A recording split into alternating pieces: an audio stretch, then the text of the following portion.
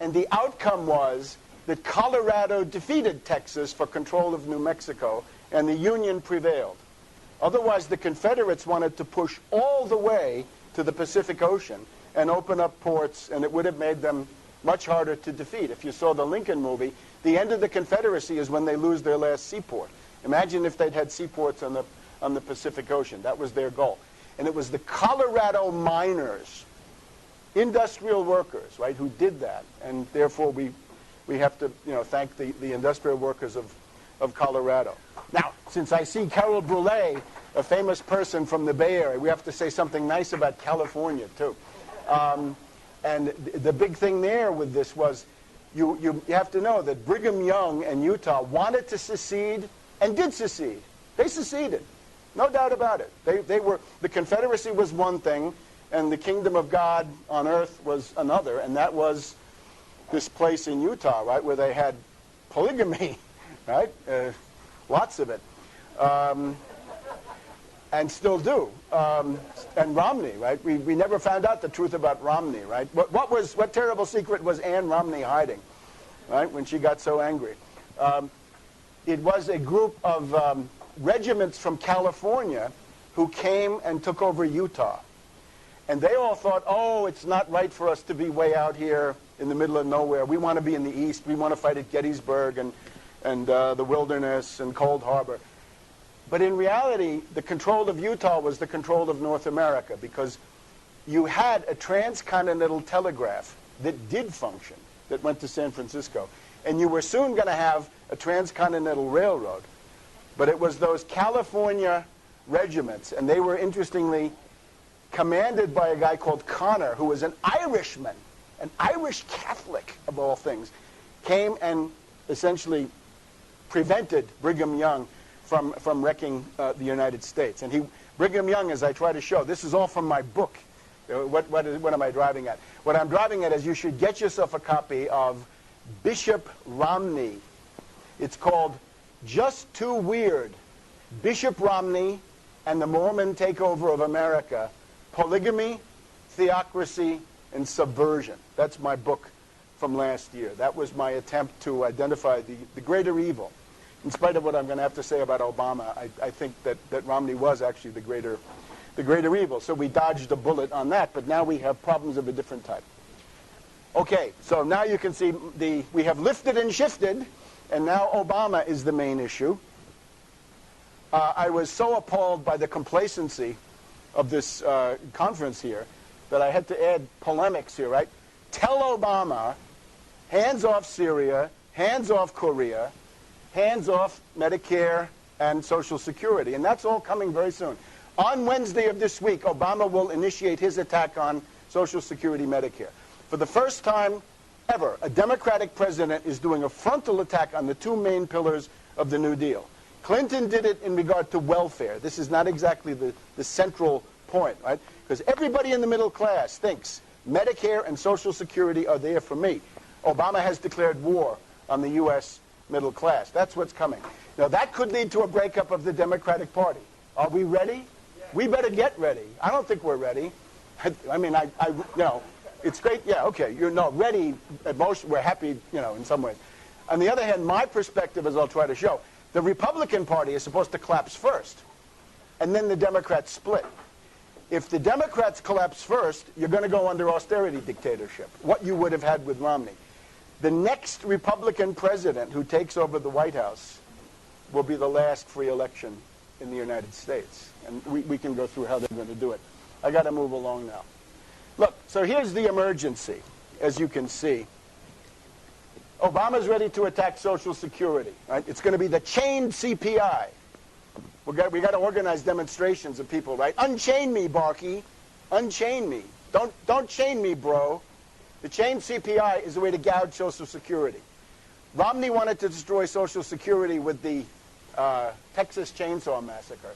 With Obama, it's the death of 1,000 cuts. Let it wither on the vine. Slow death. And $400 billion more in Medicare cuts. That would bring Obama's total Medicare cuts to $1.1 trillion. What Republican could have accomplished that? It's amazing. I'm going to talk about the rampage of war and aggression. Again, I see a war with Syria as looming big, and Korea is eminently possible.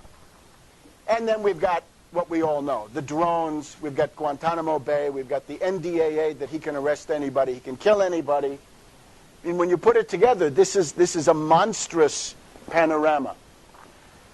And we've got fascism in the States. We've got creeping fascism. Wisconsin is under a kind of fascist rule. The most extreme is Michigan. I had the honor of taking part on Wednesday with Reverend Edward Pinckney, great leader of Benton Harbor, Michigan in Washington. He went on to Baltimore. He's one of the people in the fight against the fascist dictatorship of Governor Snyder. And his law, he calls it the emergency manager law. I call it the little Hitler law, where he gets to send in a dictator to run your city. If you're from Stockton, California, you may get one. Right? If you're from Harrisburg, Pennsylvania, you may get a little Hitler. And then if we do have the collapse of the Democratic Party first, then dictatorship is in the offing. Okay, so Obama.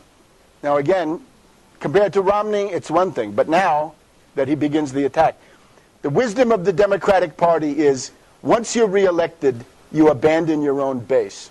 You stab them in the back. Clinton showed us how to do it. The sequester. We have the sequester. The sequester is very bad. It's very real. We have cancer patients who are being turned away because there's no money in Medicare for their chemotherapy and other treatments. We've had $10 billion cut out of R&D.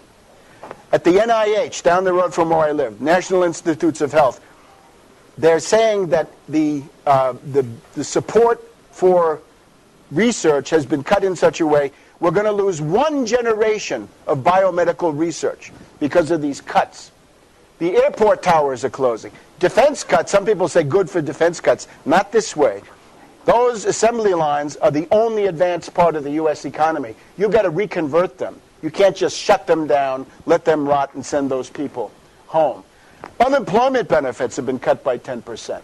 Head Start cut, right, for poor kids. WIC, women, infants, children.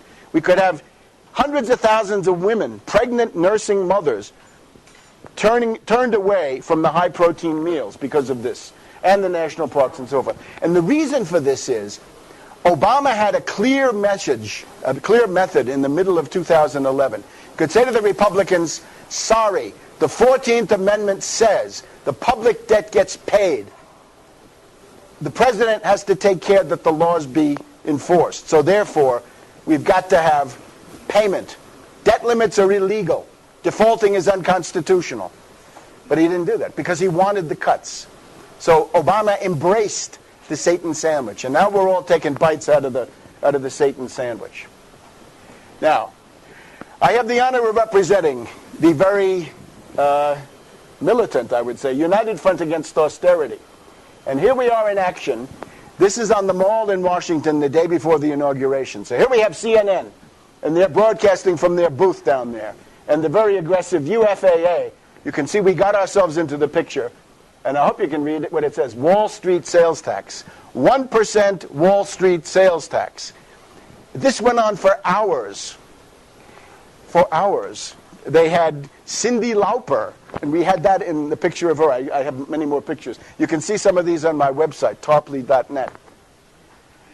So we're interested in actual, concrete, programmatic measures to cut the power of the finance oligarchs and do something for the average person. Because the point of the Wall Street sales tax is, if Wall Street pays 1% on their quadrillions of turnover, we get about $1 trillion to work with. Austerity stops. Half of it goes to the states. Detroit can be saved, right? Stockton can be saved, and places like this. And if you don't do this, you know what you're going to get? She's now inevitable. And this charming lady means war because of her weakness, right? Her obsession is, I'm a woman. If I'm not the biggest warmonger in the room, I'm a softie. This is exactly the definition of weakness. When you feel so impacted that you have to overcompensate, that is what weakness actually means. So this is a one-way ticket to war. And she's a one-trick pony. She will always choose the most hawkish, the most insane, neocon, frankly, in the room. So that's not good. Or some people have been flirting. I noticed that Dana Milbank of Skull and Bones in the pages of the Washington Post wants to stand with little Rand. Stand with Rand. That's Ayn Rand, for those of you who are taking notes. This charming fellow, the senator from Kentucky, I actually call him the senator from Austria, because that's what he represents. His austerity plan, he wants to balance the federal budget in 5 years. That takes trillions of killer cuts. That takes a level of austerity which amounts to genocide against the American people. Now, we've had genocide in Vietnam, we've had genocide in the Sahel, in the Third World, IMF conditionalities and so forth. But now we have politicians who come forward under the Austrian school and say, in effect, I want to kill you, the American people. Your food stamps in particular. His father wanted to cut food stamps by 63%. So the average allowance for a meal would go from $1.50 to 50 cents for 50 million people. Pellagra, rickets, scurvy, malnutrition, cognitive impairment, early death. Okay? You don't want that? You better organize. Because the left liberals have a weakness for him. He appeals to something in them. Or the senator from Gusanos, Rubio, right? Another reactionary. So it's either going to be the collapsed Democratic Party or one of these characters. Now, we may be going into a new version of the 1937 New Deal Depression. Now, I won't go through the complete timelines on this, but from 1929, the crash began the Depression, to 1937, it's about 8 years. So you have a downturn, you reach bottom in 1933, there's a certain upturn thanks to the New Deal programs, and then for many reasons, in 1937 it crashes down again, because Wall Street says, we're going to stop investing. We may be facing a second dip. The Obama administration has no recovery program, nothing. They have nothing on the table. Not in the State of the Union, not in the inaugural address, zero. They have nothing to offer in terms of job creation except some little stuff. Now, we're also it's going to get worse because we're getting the full force of the Satan sandwich. The Satan sandwich had caps. There were budget caps installed in the middle of 2011 that are cutting down on spending. And now we've got the sequester. And now Obama comes with entitlement cuts.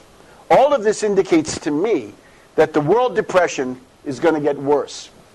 We've also got the crisis of the euro coming out of the Cyprus crisis. That will not be good for the United States. How could it be? And the Japanese have turned to competitive devaluation in their desperation to restart their own economy. So it's a very turbulent picture. We could be looking at another sickening downward lurch very, very soon. Now, what is it that we need, right, when all the sound and fury of the anti-media people, right, the Media Reform Caucus or whatever they are, what is it that's lacking here? We have the Republican Party, the Democratic Party. We would need a political force to be anti-austerity, first of all, right, to absolutely reject any of these cuts. Anti-war, of course. Anti-dictatorship in terms of what Obama does, but also in terms of what Rick Snyder does, or for that matter, what Bloomberg does. Right? At all levels of government, there are these dictatorial tendencies. Anti-intervention, hands off Syria, hands off Libya, hands off Iran and Korea. Enough. Anti-Wall Street. Well, this, I hope, goes without saying now. In favor, not of abolishing the Federal Reserve, but of seizing that immense power, taking over the richest part of the government and making them pay for an economic recovery and 30 million jobs. In favor of infrastructure, right? If you know the New Deal, WPA, PWA, TVA, REA, right? Rural Electrification Administration, Tennessee Valley Authority, dams, electrification, modernization, and we can find the modern equivalents of this. And you need a recovery program, what Obama does not have. How do you get out of a depression? By killer cuts? No. By a recovery program. So, My proposal, with all the talented people here and elsewhere who I think are thinking along these lines, there's got to be a third force. It's got to be flexible. You may have to go into the Democratic primary at some point. You may even have to go into the Republican primary in some places, right? But a third force designed to lead a class-based defense of working people. And the program, these are the program points from the United Front Against Austerity. A 1% Wall Street sales tax that stabilizes the federal budget. We don't need austerity. The secret of Wall Street is they pay no tax. They pay no federal corporate income tax and no sales tax on their turnover. So tax them already. Don't start with gouging Medicare and Social Security recipients. Tax Wall Street. And this is indispensable because if you say, we don't want any austerity, the press representative will say, well, then who's going to pay for it? Yeah, Wall Street should pay, and here's how. All right. We want to ban certain kinds of derivatives, credit default swaps, collateralized debt obligations, and the energy derivatives that are used to drive up the price of gasoline. Those have to be outlawed. Federal penalties, criminal, go to jail. And, again, the $3.6 trillion, the very prestigious American Society of Civil Engineers has proposed $3.6 trillion to get the United States from D-plus infrastructure to C infrastructure. And if you do that, you force the Federal Reserve to open a window. They put that out to the states and the cities and the Port Authority of New York and people like that, and they build the infrastructure. You're on your way to 30 million jobs, and you're on your way to recovery. And if you don't create those jobs, fascistization is guaranteed. You can't argue against Snyder. You've got to be able to fight him with job creation. And strangely enough, sometimes you get support when you least expect it. Here's the new Pope Francis. What's the interesting thing about him? He's a third world pope. He's anti-International Monetary Fund. The reason that he's under attack in the media you've probably seen, right? Oh, was he part of the dirty war? No, he was part of the struggle against the IMF in Argentina, fighting their conditionality. In other words, he's an anti-austerity pope, and thanks to the Pontifical Commission Justitia et Pax, he supports the Wall Street sales tax. You didn't know that, though, huh? Well, the Washington Post didn't tell you that, along with their stuff. So, again, this was such a wonderful moment when we were out there. We are the United Front Against Austerity. They sent out the people from the CNN control room. They sent out people saying, you got to take that down, guys. You got to take that down. You're ruining our whole program. The executives are going crazy in the back room. And by the way, I saw these people here at the media caucus, and they thought, well, the way we change the world is by putting kitty cats on the screen. I don't know. Didn't you hear that? That was a woman last night. Her main speech was little kitty cats and détournement and all this other stuff. If you want to get the media, I suggest this is the way. This is a muscular, robust kind of attack. How about this one? You want a meme? We have better memes. There's a meme. The Wall Street sales tax, right? It's a little bit, New Deal, a little bit socialist realism, maybe. Why not? A good dose of that wouldn't hurt. So the United Front Against Austerity has better memes than they do over there, right? And these are political, so there it is. Make them pay. Don't just complain. Don't just say Wall Street is bad. Hit them in the labanza. Make them pay. Is that somehow you're going to get co-opted if you make a demand? All right. Now, fascism. These questions of fascism, unfortunately, are more and more with us. We're growing closer to the 20s and 30s every day, every month. We're getting closer to the world of Mussolini and Hitler. I'm sorry, but this is the reality. And you got to learn to think a little bit about this. There's what fascism looked like once upon a time with Mussolini, right, gesticulating. Today, Governor Walker of Wisconsin, what's the common denominator? What did Mussolini do? First thing, destroy all unions. What did this guy do? Destroy all unions, or as much as he could. The reason he didn't get taken down was because of the Democratic Party. The Democratic Party gave up. They said, we won't fight for pensions and wages. We'll only fight for union representation. That sounded like a good thing for bureaucrats, but not for the average person. And then when these people heroically went out and got 1 million signatures to get rid of him, they had to turn to some tired hack from the Democratic Party, right? Who wouldn't even talk about workers' rights. So then they lost, and he's still the governor. Here's another one. He was the head of Gateway Computer. He's from the cool world of the new media, but he's got two things going, right? This is the governor of Michigan, right? And if you don't know who it is, you can thank our dear alternative friends, right? Because they have time for everything, but not for the main front, which I regard as Michigan. The world, for me, revolves around Michigan right now. And we got to get international exposure and support from all over the place on this stuff. He says, all right to work. Can you imagine? The United Auto Workers and all those things, the Ruthers, the strikes, sit-down strikes, labor struggles, heroic, Toledo Auto. He comes in, destroy the unions. They had been softened up by Obama, right? Because the saving the automobile industry meant that the wages for new hires went down to the level of Mississippi, which is not good. And then he comes and says, emergency manager law. I get to send in a little Hitler. Little Hitler for Benton Harbor, Flint, Pontiac, Detroit, Ecorse, Detroit school system. Hey, Michael Moore. Where's Michael Moore? I want to see Michael Moore. When Michael Moore goes on MSNBC, he could say, sorry, Chris, or whoever it is. We can't talk about this. We got to talk about the crucifixion of Michigan by fascist dictators. And those are all primarily black cities. Yes, right. More than half of the black population of Michigan is now under austerity dictatorship. The mayors are out, the city council is out, and a dictator who combines legislative and executive functions is running the city. And he's running everything, right? It's a very, very stringent law. Oh, how about this one?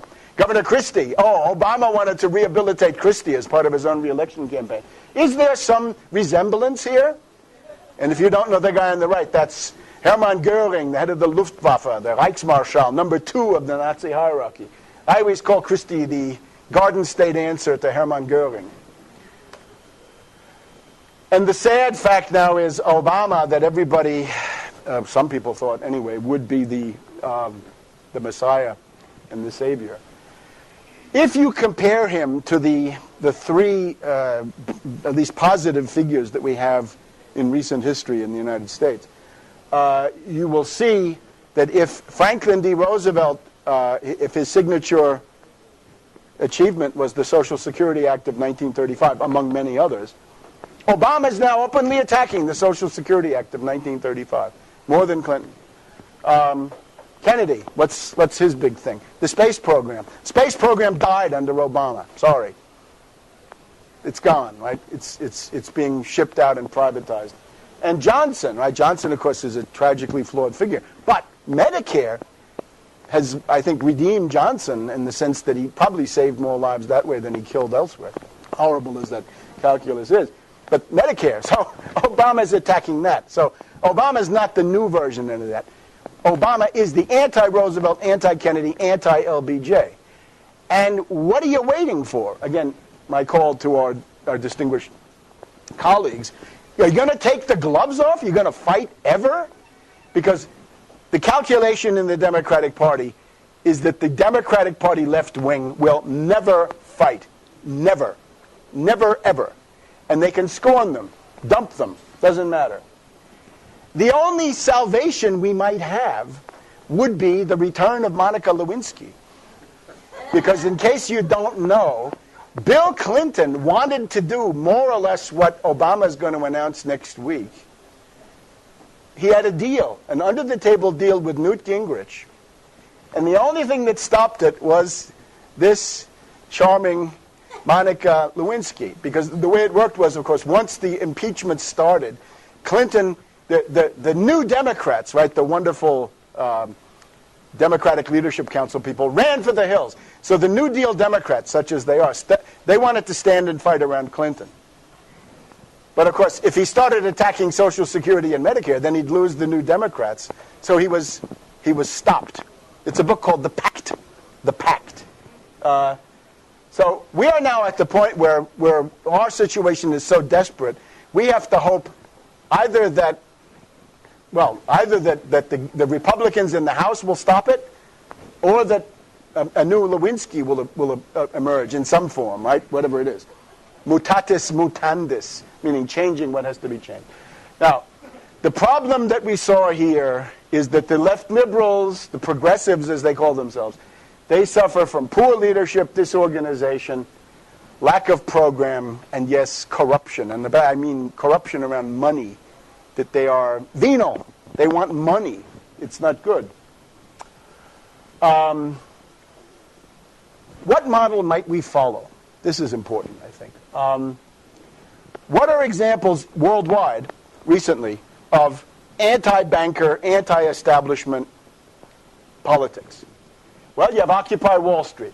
You have the Tea Party, which had this element at the beginning. I think there's no doubt about it. It was anti-bailout, anti-TARP. We have Syriza of Greece. This is the one that I favor. I think this is the very good example.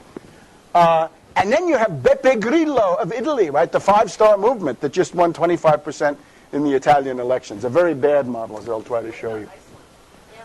We can do Iceland too, but let's get to the end. Remind me when we get to the end, because I was part of that. That's very interesting. I can tell you some interesting stories. All right, look, I consider Occupy to be a failure. It was taken over quite quickly by people from the Situationist International.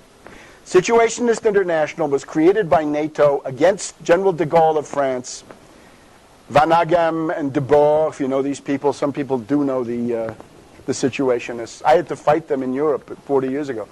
The idea was to get a movement against de Gaulle, because de Gaulle had kicked NATO out of France, right? He was anti-NATO.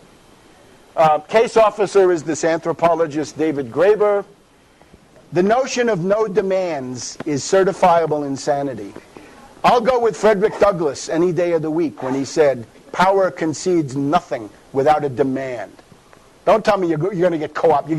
You get co-opted when you have no demands. If you're a blank slate, they'll fill it in, and Michael Moore will go on television and say, yes, I represent that. And Obama will say, yes, I do too, as long as you have no content. We had this racist rebuff to Congressman Lewis in Atlanta. No demands. Joe Sixpack needs help. Joe Sixpack needs somebody saying, stop foreclosures, 99 weeks plus on open-ended jobless benefits, unemployment, Medicare for all. In other words, immediate mass traction, material demands for families struggling to survive in a depression. And they said, no, our demand is we get to camp in the park. We get to camp in the park. We get to have our General Assembly, our facilitators, and all this other stuff. And what good did it do? What it meant was, since they had not fought for anybody, when the police came for them, nobody would fight for them. About a year ago, I was in Tehran, and there was this guy, Danny Schechter. You know him, Danny Schechter, the news dissector. He was telling the Iranians, oh, Occupy is a great success. We transformed the national conversation. I said, look, Danny, the national conversation is always transforming. We go from Honey Boo Boo to Lady Gaga to Britney Spears and to whatever team. It's always changing. That's an ephemeral. Joe Sixpack needs something. Stop foreclosures on his house, the way Sherry Hunkala was proposing. All right, so, and then this, for me, this was the defining moment, okay? Here's Congressman John Lewis in Atlanta, Georgia, right? A hero, a historical hero, right? Obviously not perfect, right? Part of the Democratic Party, it's okay. But a person of massive dignity and gravitas and coming to say the black community wants to ally with you. And here we have this creepy facilitator with his human microphone saying, no, out. You're not, this infantile fit. You're not on the list, and you're not better than any of us. Idiotic. Who was that? Huh? That's the facilitator. I did a review of this stuff, obviously, for this. They do tell you the name of the guy who spoke up from the floor, so to speak, saying no. But this facilitator was even worse. And at the end, can you see what they're doing? This stuff? You know, this stuff. That means stop him, shut him down. You see, there were two anarchist creeps in there saying no to this guy, right? This is, you know, the jackass and the lion, in my view. And just political stupidity. I couldn't believe it. I couldn't believe it. And when it was all over, some guy wanted to get up and say, Congressman Lewis, we want to apologize. And this creep, this one you see here, he said, mic check, mic check, mic check, to shut him down. How can you believe in this? This is just crazy. All right, now let's do, you know, beyond opinion. Let's have a cage match, right? Tea Party versus Occupy. Okay, House of Representatives, Tea Party 80, Occupy 0. Senate, 5-6 for the Tea Party, Occupy 0. 6 to 8 governors for Tea Party, Occupy 0.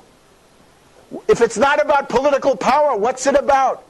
Do you really think that the whole society is going to join you in camping out in the park? That you're going to seize power by recruiting everybody to go into the parks and shut them? This is Rousseau. This is a fantasy. Utopias are reactionary. If you go for a utopia, it ends in blood. If you go for reasonable, radical reform, radical, you can get somewhere. And my thesis is that the ruling class, the financier oligarchy of the world, has essentially chosen anarchism as counterinsurgency. That would be the Situationist International, as I've said, the ad busters, Black Bloc, they're always good for provocateurs, Chomsky, the enemy of 9/11 truth, right, the main border guard, gatekeeper, he's an anarchist. Peter Thiel of the Bilderberger Group, right, the anarcho-capitalist, he wants to build islands where there's no law, no child labor law, no law against murder, I don't know. No minimum wage, that's for sure. And remember, Peter Thiel of the Bilderberger Group gave $2.5 million to Ron Paul's super PAC. Did you know that? So the Bilderberger Group financed Ron Paul and undoubtedly Rand Paul as a means of destroying the United States, making this country weaker. And then Beppe Grillo. We can talk more about him. All right. Now, on the Iceland. Iceland is not a success story. Iceland is a colossal failure. The living standard in Iceland has gone down by almost half. Half. Iceland was able to float their currency, right? They had their own currency. But what happened then as they went into this crisis was the value of the currency went down by half, meaning all their imports, a country like that, 250,000 people, everything imported. I was working in Iceland in late 2009, and I had contacted Birgitta Jónsdóttir, head of the movement. The movement was the distillation of the mass strike process of all those demonstrations. And I had convinced her that what they ought to do is declare a debt moratorium. What Brazil, Argentina, Mexico have done with success, I think. And I said to them, look, Costa Rica did it. Costa Rica has less military forces than you do. You can do it. Gosh, you know what happened at that point?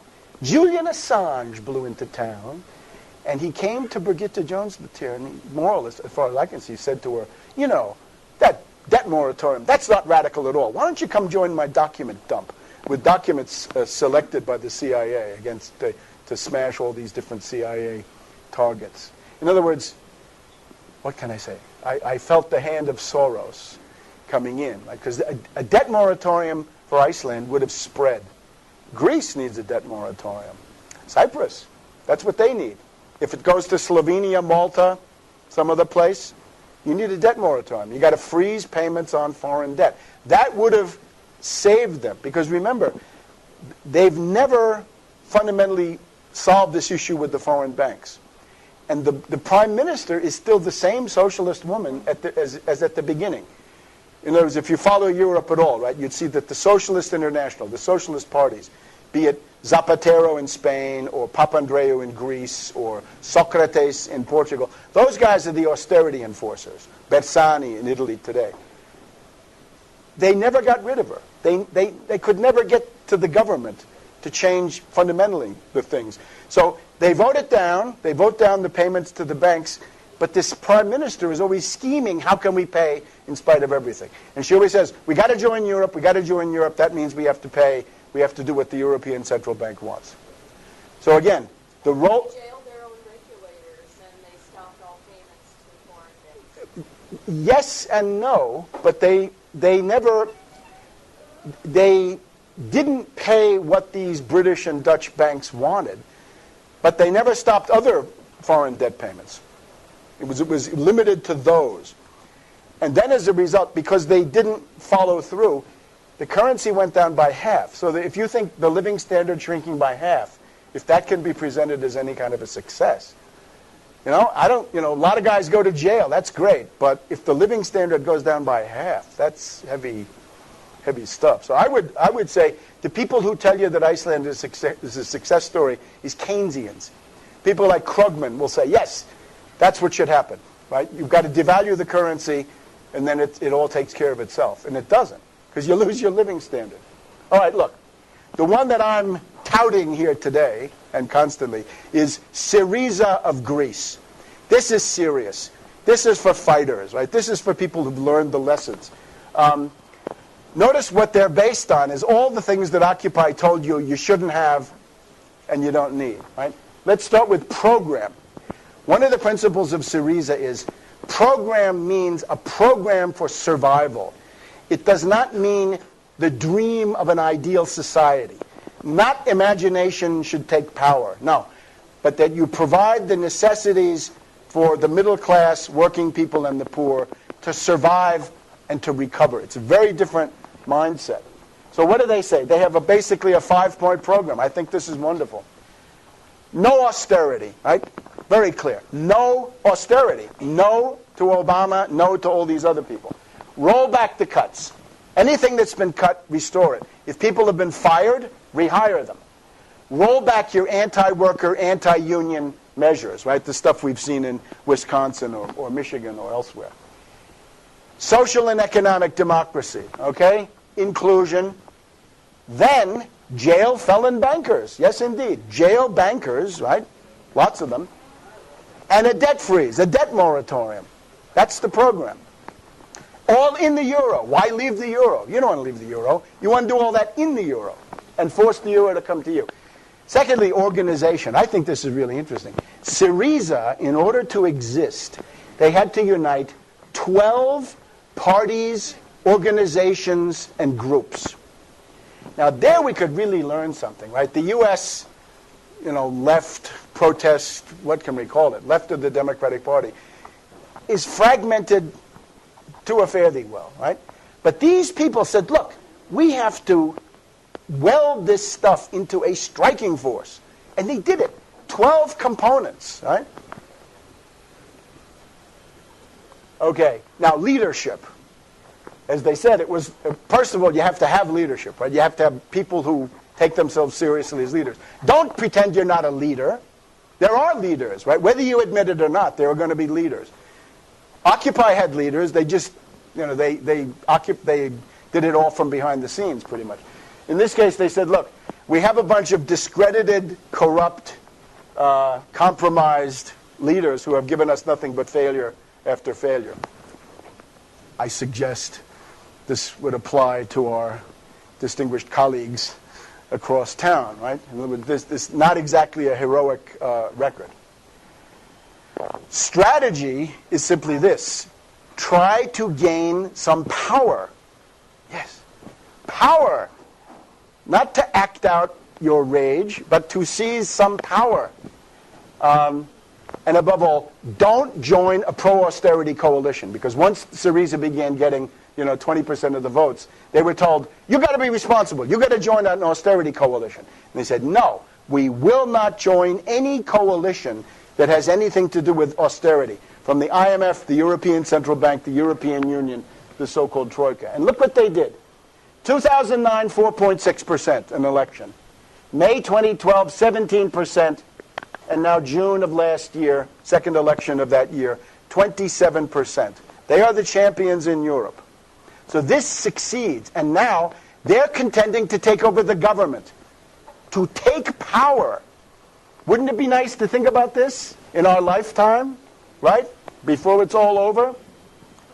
And now, look, here's the guy. Amazingly attractive Alexis Tsipras, born 1974, the year the colonels were ousted. Greece, Syriza.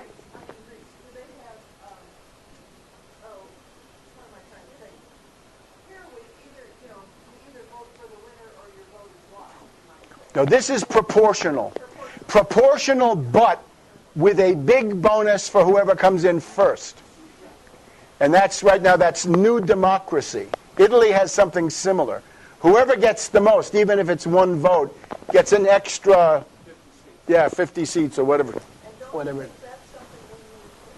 I would not give you any time for process reforms. Forget process reforms. Forget process reforms. Joe's six-pack needs immediate help. And by Joe, I'm simply saying the average American family. This is simply a term. But the American family... Okay, fine. Wait, let me get to the end. I just got to go through my rogues gallery now. The process reforms appeal to the petty bourgeoisie, but they don't understand that you can't get mass support for that when people's concerns are, I need to hold on to my house. I got to pay my kids' tuition. My wife is sick. I need unemployment benefits. I got to get my food stamps. Do you see what I mean? This is the front. Things that have to do with poverty and how far gone this society already is. To say, let's go out and organize for proportional representation. It's endless. It's pointless. Then we'll all be dead. We'll never see power. We'll never see the promised land. All right, here's another positive one. I just wanted to mention this. In the Arab world, right, not these, golden youth of Tahrir amount to something, but a traditional Nasserist, and I say this with great gusto because I am a Nasserist, at least in regard to the Middle East. I've been this since the 1967 war. So this is Hamdin Sabahi. This is the Nasserist. He came in third in the Egyptian presidential elections. So his line is, no to the army, no to the Islamic fundamentalists, and no to the IMF. We need Egyptian economic development, and we need to take care of the unemployment and the poverty in the country. What's that? Nasserist word mean? The followers of Egyptian President Gamal Abdel Nasser, who was the guy who nationalized the Suez Canal, used the money to build the Aswan High Dam. In other words, he's the most important leader of the non-aligned. There were others, right? But in terms of militancy and success, at least for quite a while, Nasser is the man. So this is the Nasser. So I want to recommend him. All right, now, Obama is turning, I think, to more foreign policy adventurism.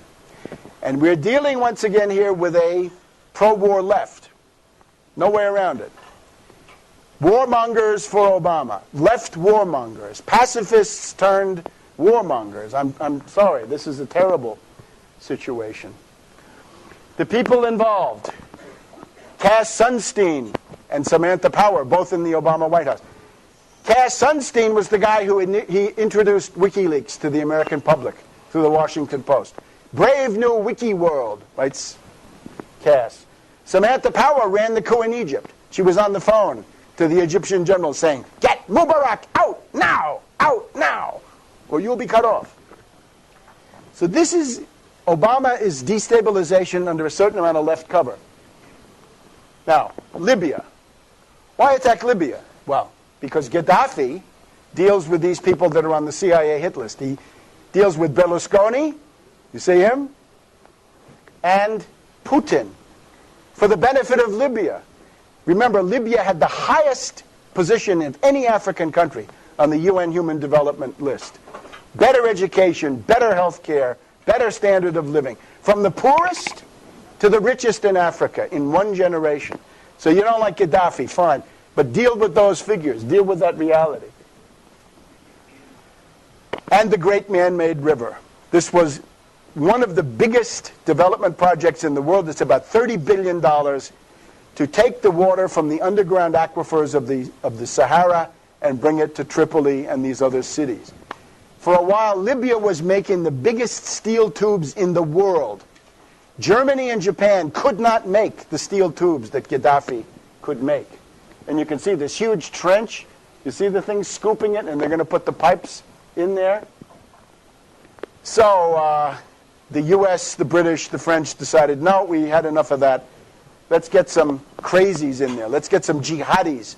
Let's get some Al-Qaeda, some fundamentalists. Right? There's a large group of, they're called Sanusi, the Sanusi Brotherhood of Eastern Libya. And look what they've done. The veterans of the overthrow of Gaddafi have been sent into Algeria, into Mali. They've been sent into Syria. That is the basis of the civil war in Syria, are those killers, those crazies. And they're sent into other parts of the world. You can see they try to send them to Iran, Afghanistan, and so forth. So this is what Libya has done. And this entire area, the Sahara and the Sahel, is like an ocean.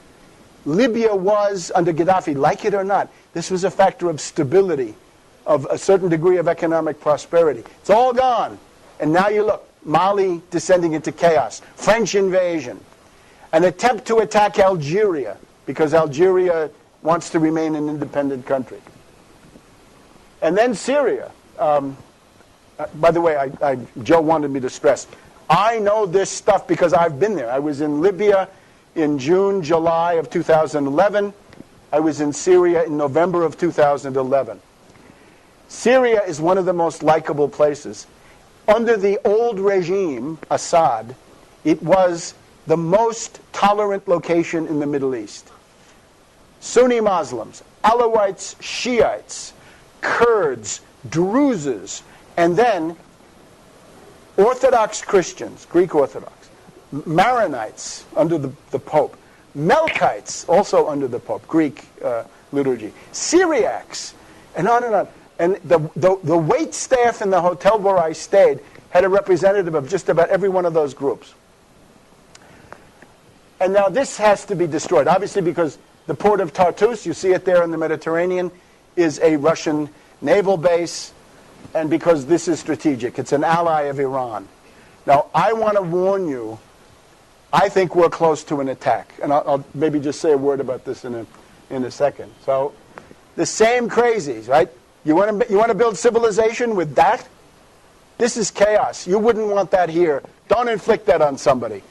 And of course, our dear friends across town think, oh, this is the democratic movement, right? The Arab Spring. I'm sorry, this was always at the heart of it.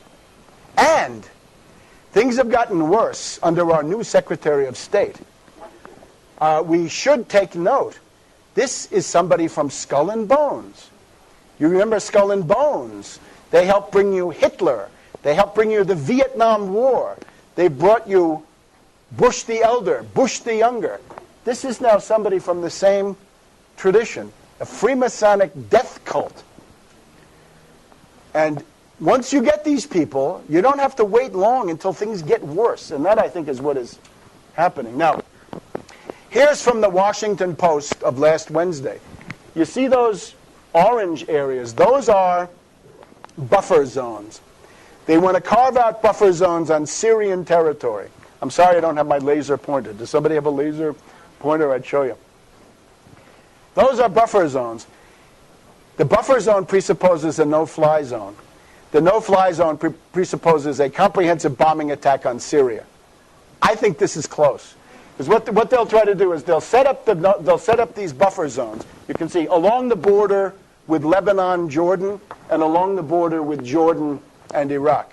They'll set up the buffer zones. They'll try to defend them with man pads, right, that they've captured from Gaddafi's arsenals, right, handheld surface-to-air missiles. That won't work. And then they'll say, no, sorry, we got to do the no-fly zone. And that means a comprehensive bombing of Syria. The airports, the Air Force, the air defense systems, radars, and all of that. I think this is close. I fear that this is close right now, much more so than any time lately. Would have been nice if this group of distinguished personalities over here had put out a thing saying, Obama, hands off Syria. Right? Wouldn't that have been nice? Wouldn't that have been a contribution? No such luck. And then we have Iran. I didn't get a very good map of Iran, but there it is. I was in Iran. This is me meeting with President Ahmadinejad. This was last February, right? It was at the edges of the Fajr Film Festival. And I think this is a guy with many positive features. He is a military man. He believes in science, modernization. He has a program to build 20 million housing units. Compare him to Obama. Obama, 3 million foreclosures. Ahmadinejad, 20 million housing units proposed and under construction. He gave Lebanon an electron microscope that many countries in Europe do not have. So science, modernization, you can think about all kinds of interesting things. He's not a religious fanatic. He told the mullahs, stop harassing women in the streets. Enough of this. He is a nationalist. And when you have a military man, a nationalist who believes in science, you can do business. Hands off Iran. Because that's the problem with Syria. They've got to do something to finish off Syria. Syria has resisted in a heroic way, exemplary way.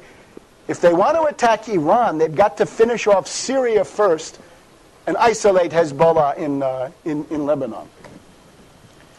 And now we have the Korean question.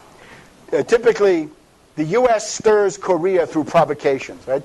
You fly B-2 stealth bombers over South Korea. It's clear what you're trying to do. You're trying to goad the North into a response. What is the point of this now? Typically, the way it works is, if you're going to attack somebody in the Middle East, this is what happened with Iraq, you've got to solidify Japan and South Korea. You've got to scare the hell out of them and get them clinging to your skirts. So what you do is you stage a crisis with provocations. I believe the Obama administration has provoked this young Kim Jong-un into this fit that he's having, clearly. But that's how they are. That's, what they're going to do. On profile. To scare the hell out of South Korea and Japan so that you won't need to worry about them drifting off in case of a war in the Middle East. Now, why would this be happening now? There's Kim. Okay. Why now? The BRICS. Brazil, Russia, India, China, South Africa. They just had a meeting. The meeting was preceded by the new president of China, Xi, X-I, right, coming in. The new president of China comes in, immediately goes to see Putin, signs these energy deals. The problem of China is how to get guaranteed overland oil deliveries. You can't get it through the oceans because the Anglo-Americans control the oceans. But if it's coming overland from Russia, the Anglo-Americans can't do anything short of war. So China has now solved, at least as a tendency, its need for oil in a guaranteed, crisis-free way. And then the BRICS summit that we just had. They've now got a BRICS development bank. This is huge. The BRICS development bank says, we are an alternative fund. You won't have to go to the IMF. You can come to the BRICS. Now, they got $50 billion. It's not enough. It was originally going to be 5 times that. It was going to be 250 billion, quarter trillion. But you get the idea. It's going. For the first time since 1944, the IMF has a competitor. Now, is that casus belli for the Anglo-Americans? Yes, it is. This is the highest level, because this is planetary hegemony. Is it the IMF is the only game in town, or can you go to the BRICS Bank? So that opens up tremendous possibilities for everybody in the third world, right? You don't have to take the Anglo-American deal. Let's see what the BRICS are offering. That's a reason to start a war right there. So I don't know. I'm guessing. Right? That's all you can ever do. Now, since we're here, in honor of Syriza, put it this way, we have these left liberals that are left over. We don't want to spend too much time on this, but I think we do have to go through. I would propose you want to test these people, right? You can use litmus tests. Is somebody any good? Well, do they support the official version on the JFK assassination? Do they support the Warren Commission, the Gulf of Tonkin? Do they support humanitarian intervention? Do they take that seriously? Do they support the 9/11 truth issue, or do they go with the Kane-Hamilton Commission? Do they support color revolutions? Did they do anything about the rogue B-52 of August, September 2007? A lot of people never heard of the rogue B-52. You can thank these charming people. Tarpley.net would have gotten you right to it. The Obama coup, right? That was a color revolution inside the United States in many ways. Assange, WikiLeaks, Arab Spring. Again, responsibility to protect. Do they go with that? What about Wisconsin, Ohio, Indiana mass strikes? How about austerity? Some people say, oh, a little austerity won't hurt. Those entitlements are overgrown. Do you have a recovery program? Are you in favor of emergency managers in Michigan? In other words, this is not a political action program now. This is, to some degree, it's looking back. But if somebody says, I'm a leader of progressive opinion, and I support the official version of JFK assassination, and I have no time for 9/11 truth, you've learned something about their moral status, right? You've learned something about who they are. So I would regard this as a moral litmus test, not that we want to make this the center of everything. Now, when we look at these people, there are different cohorts. There are people who came into politics defending the JFK cover-up. That would be Chomsky and Howard Zinn. The defenders of the Pentagon Papers, Ellsberg, Chomsky, Zinn. The defenders of the 9/11 official story, David Korn, Nichols, Katrina vanden Heuvel, Michael Moore. Right? That's their track record. The defenders of the color revolutions. Well, Amy Goodman is always cheerleading those. All right, Chomsky. Chomsky says he doesn't know anything about economics. Good. Now retire, because economics are at the center of everything. He supported the establishment account of the Kennedy assassination. Always. The same thing on 9/11. He supports the official theory of 9/11. He supports the U.S. version of the Arab Spring. Well, let me just finish the slide. He doesn't do anything to expose Obama while Obama's pulling his coup. He doesn't have any labor mobilization. Indeed, he has no mobilization of any kind for any reason. If you say, I support Chomsky, you are obligated to do nothing except buy the next book or whatever it is. He has no specific action program, and he calls himself an anarcho-syndicalist. I would say this cannot be our philosopher. It cannot be. What was the... I saw a video of him very recently, and he said he did support a new investigation. Listen, I'll tell you how that goes. At a certain point, Ahmadinejad says, got to have an international conference on 9/11. And Chomsky thinks, got to get on the inside of that so I can wreck it from the inside. Because if he went there, he would try to dominate and then wreck the proceedings, right? He'd get to a certain point and he'd say, I'm leaving because this is no good, right? Ahmadinejad is trying to skew the results or whatever.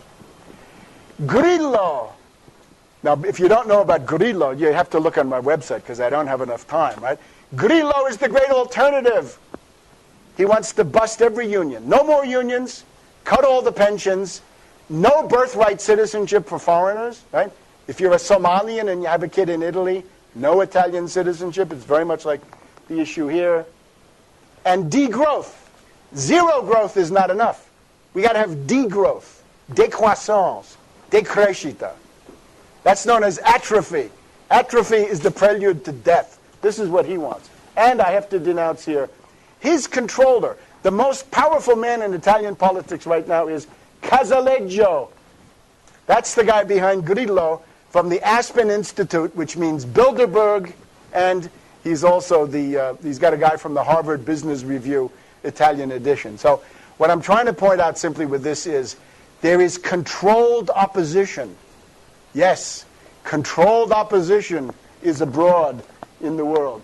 Okay, Howard Zinn, can this be our historian? No, I'm sorry, the late.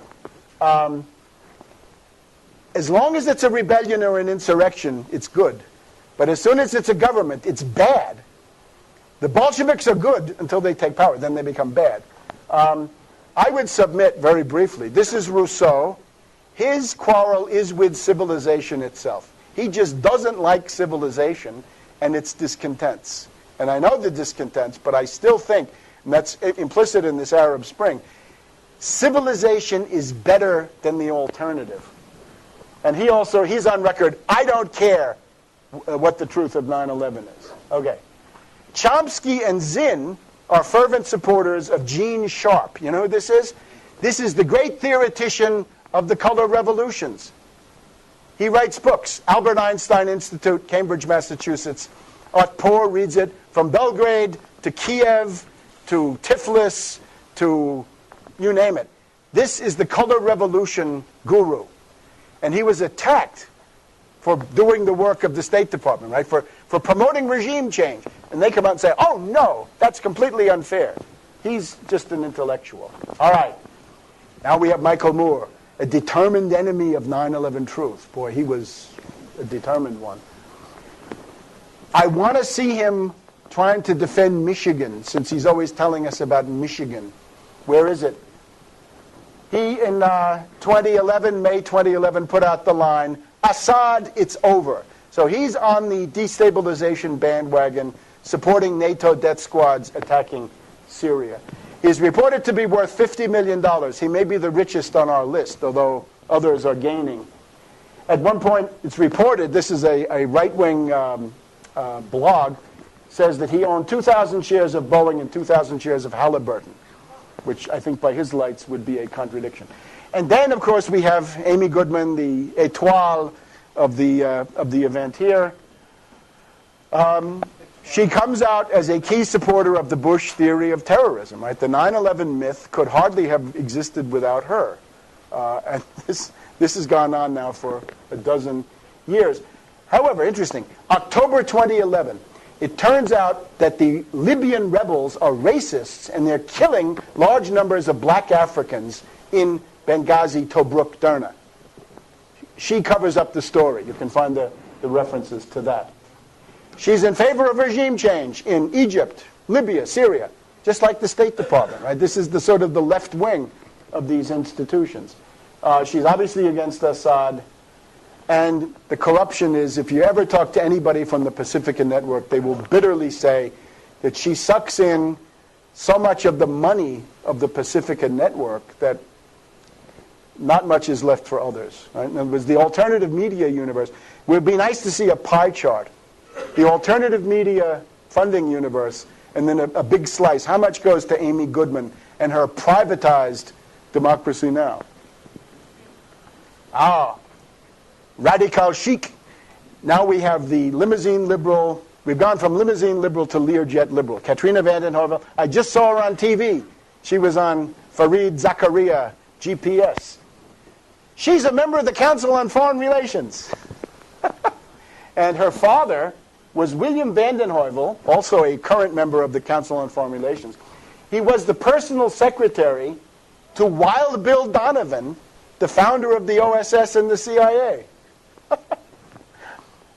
He was a lawyer for W. Averill Harriman of Brown Brothers Harriman, the guy who financed Hitler, as we've shown.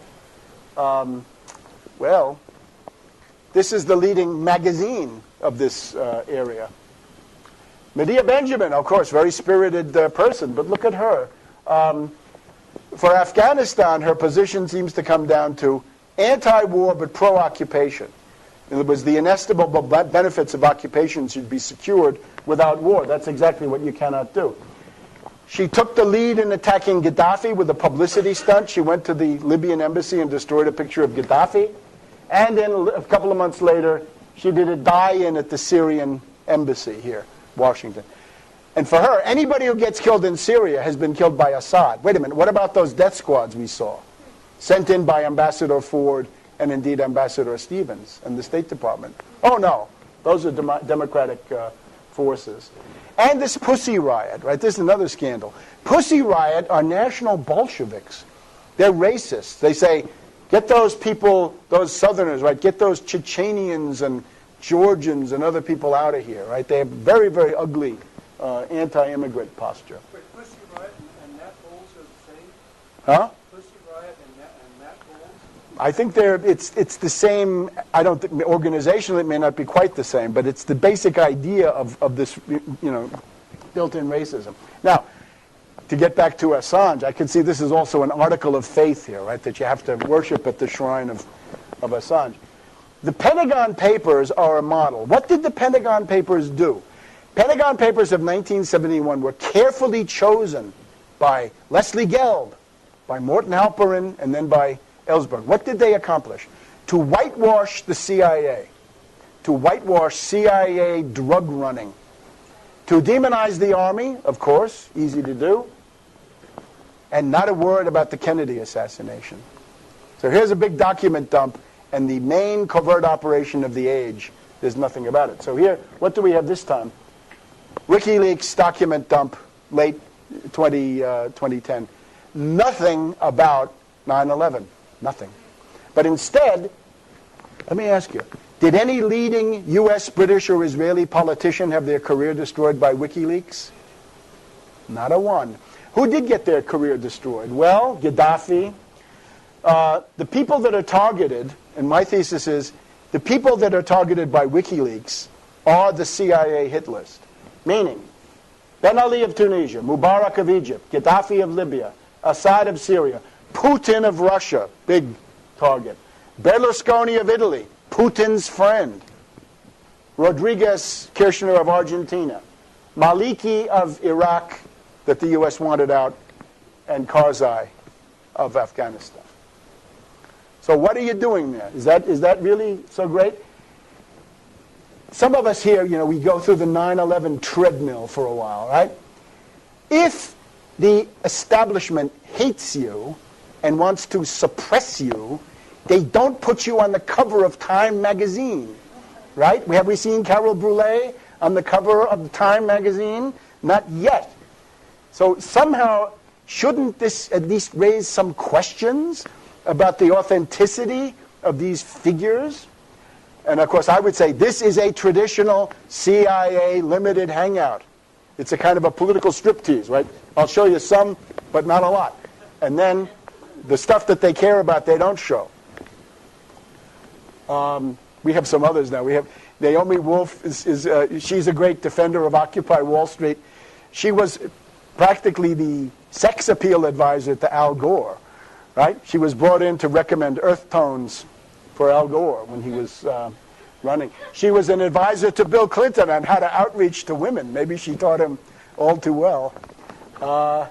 And she's married to a former Clinton speechwriter. So the problem also with the left liberals is that they merge into the liberals. And this then becomes a problem, because then you're dealing with a wing of the ruling class. Now, this is interesting. Naomi Klein. This is a little bit more sophisticated. So here we have the shock doctrine. And I know some people remain impressed by the shock doctrine. Again, from the point of view of the 9/11 truth movement, which it is highly relevant, the problem of the shock doctrine is she does not address the main issue, which is the ruling class doesn't sit around and hope for a shock. The ruling class makes a shock happen and then does all the things that she writes about. And her, with the economic and austerity battles going on, she goes on Bill Moyers and says, it's time for global warming again. And I would say that is similar. If you go back to 2007, 2006 we had the Democrats take over Congress. There was a danger they would do something. Maybe impeach Bush. At that point, Al Gore is wheeled out, the inconvenient truth, and this essentially deflects a lot of that activity. Now, I want to show you an example of somebody who does the real substance that Naomi Klein promises but doesn't give you. This is a very interesting lady. This is Annie Lacroix-Riz, R-I-Z at the end. Oh, I should have put the name up there. There it is, Annie Lacroix-Riz. She writes history of the French ruling class, okay? And she gives you a shock doctrine that will shock you. The fall of France in June 1940, okay? The Nazi conquest of Paris and the collapse of the French army. How did that happen? There was a shock. And her argument is there are two groups. There's the synarchy, la synarchie, bankers, industrialists, top government officials, generals. That's the top level. And it's a documented conspiracy. There's just no doubt about it. She has police records from the 1930s detailing their meetings and things like this. And then there's a lower level of hooligans and goons. Cagoule, la cagoule. So the top level is the bankers, synarchy, and then the cagoule is the lower level. Okay? And what she wants to prove, and I think she does, is that they wanted Hitler to take over France. They wanted it. They wanted the defeat in order to promote the fascistization of French society. So there's an example, right? There's a somewhat more remote example. A ruling class that feels threatened will inflict a shock on itself. It's hard to imagine a greater shock than this for the purpose of doing what? Breaking the labor movement, smashing the communists and all this stuff, and putting up a dictatorship. Now, these are her two books. I want to do advertisements for Annie Lacroix-Rie because she's very discriminated against. If you know any French, this is the stuff. The first one is Le choix de la défaite, the choice of defeat. The French ruling class deliberately, consciously chose defeat. They wanted to be defeated. They wanted Hitler in there to act as a strikebreaker. With the Gestapo here, I won't have to worry about the workers. That's what they wanted. And then this, from Munich to Vichy. That's Ribbentrop, the Nazi foreign minister in the uniform, and Daladier. Daladier is the sellout of France, right? He's the one who goes to Munich. And the result, Pétain. So Pétain is the outcome of the shock doctrine of June 1940. Now, that's an achievement, right? That's something to look at. I mean, naturally, I would add, my own modest attempt was to do something similar for 9/11, right, which I hope to have accomplished. But this is an absolutely striking thing. So here's Pétain, of course, was the dictator of the Nazi puppet state called Vichy, which was created in France with the Nazis really running the show. Now, let's not forget, in terms of these left liberals, people who support the humanitarian intervention and responsibility to protect. This is Daniel Cohn-Bendit. Remember him? France, 1968, working for NATO against General de Gaulle. He's now a big poobah in the European Parliament, and he supports the bombing of Serbia in 1999 for humanitarian reasons, and Libya 2011 and Syria 2013. He wants NATO intervention. A left warmonger. And Bernard-Henri Lévy, BHL. This is a nouveau philosophe. He is the darling of the Huffington Post, if you've ever seen him. He has a column on the Huffington Post. He is a new philosopher. He was the one who convinced Sarkozy to take the plunge. In March of 2011, he went to Libya, he went to Benghazi, and he said, Sarkozy, Monsieur le Président, the Libyan rebels are ready to attack. Bomb Gaddafi, and we can take over the country. So this guy played a key role in starting that. And he's considered a leftist. He also supported the Iraq War. He tried to get France to send more into the Iraq War. And then we have some others. Oh, gosh. John Nichols. We heard from John Nichols last night, right? He had a rousing speech. If you do Wisconsin, again, I tried to summarize what I think is the important thing about Wisconsin, was those guys never had a chance because the Democrats in the state legislature said, we'll fight for union representation, but not for wage and pension and working condition demands. So we want the form, not the content. And then, when they got 1 million signatures to get this thing on the ballot and kick out Walker, they had to go to this tired hack, what was his name, Bartley something. He was the mayor of Milwaukee. And he refused to say anything about union rights. Refused. And he lost. Norman Solomon, the old story in the 9/11 Truth Movement was that Norman Solomon had been sent to Trinidad by the State Department for public diplomacy. In other words, sent by Bush, Colin Powell, and Armitage. And David Korn, if you wanted to stop the Iraq War, how could you have done that? The only way to stop the Iraq War was to come out between October 20, 2001, and about a year after that, denouncing the 9/11 myth. That could have stopped it. Short of that, you could, because once you accept 9/11 as a myth, there's going to be the Iraq War. It's automatic. Nothing you can do. So Korn was the guy who got in there and he started attacking some people in California. We remember some of them. They can remain nameless, but who were, they were agitating against the 9/11 story. And again, Nichols, I think, has covered up for the Democratic Party. So you know the catch-all term, right? This is a very complicated chart, but it has a lot of the people that I've talked about as the gatekeepers, right? This is not my view. This is somebody else's view. Let me say a word in favor of Ralph Nader, right? Just so that you don't think that I'm unrelentingly negative, right? Here, no, I tried to show you Syriza. I held out a very, I think a tremendously inspiring example of what to do. But Ralph Nader doesn't seem to fall for this, right? Partly because his own Arab background, right? So Ralph Nader says, impeach Obama for bombing Libya. Obama is worse than Bush. Well, with that, I think he saved himself, at least for the moment. I tried to find something where he talks about Syria. I can't find it. But his family practically comes from Syria. He may have, relatives that might be in trouble. So, the United Front Against Austerity, I urge you, work with us, join us if you want to, right? Follow our stuff. We have a website, we do these things. The goal is to be a catalyst. We're not a mass force, but we have program. And we do have it. And we can intervene with that. My preferred scenario, collapse the Republican Party. If you attack the Republican Party, let's say you want to attack them on immigration. I would say immigration policy is this. Everybody gets normalized, naturalized, citizenized within 1 year. Everybody. Anybody who wants to. The willingness of people to come to the United States and work here is a great advantage. We don't have a demographic crisis. China has a demographic crisis. Japan does. Russia does. Europe does. We don't, because young people from Latin America are willing to come here and work.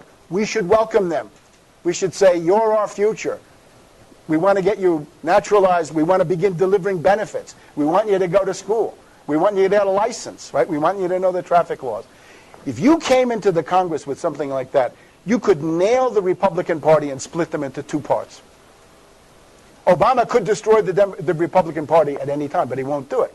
He goes with gun control and what else? All different issues. Anything but the one that might be effective. The problem with this Obama strategy is it would be easy to collapse the Republican Party as a national party. They are a party of racists and reactionaries in the South, in the Intermountain West, and in certain rural areas. They would be incapable of influencing the White House for the future time. And at that point, we could have the second phase of my plan, which is the Democratic Party splits into two parts. Because there are two parties there. Historically, it's always been so. There's the Wall Street Democrats. Wall Street Democrats, okay? Woodrow Wilson, Al Smith, Harry Truman, Adlai Stevenson, Jimmy Carter, Obama. Wall Street Democrats. There is, however, the anti-Wall Street wing. There is such a thing. Franklin D. Roosevelt, Kennedy, and LBJ until he fell for the Vietnam War.